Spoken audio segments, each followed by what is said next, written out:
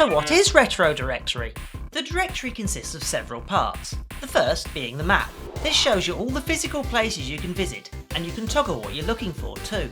Maybe you want to go to a museum, or visit a retro bar, find an arcade. Well, I've got you covered with all of the information you need to find these places. Now you see these circles? These represent the approximate area that a group or club works in. Once again, clicking on any of these tells you all that you could possibly need to know, from opening hours to social media and reviews.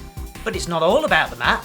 Clicking search takes you into a more retro looking web page. It kind of reminds me of Yahoo or Lycos of the yesteryear. This page lets you search the directory or simply browse the contents by category. And the best bit is, this part of the site doesn't even need a modern browser to work. Just when you think that's it, there's more! Are you always hearing about some great event that you missed?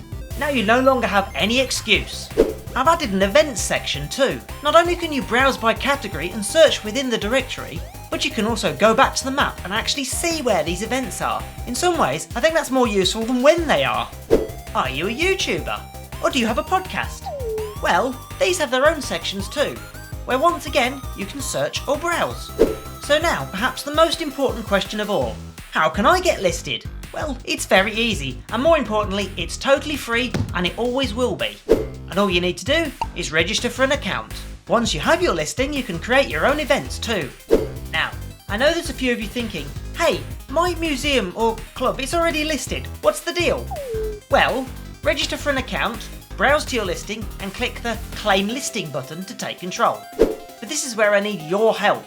I need you to spread the word, post links, tell your friends, and if you run, own or help with an arcade, museum, cafe, bar, group, or anything else that could be listed here, as long as it's retro computer or video game related, then please get it registered and listed on this site. Don't forget, listings will always be free.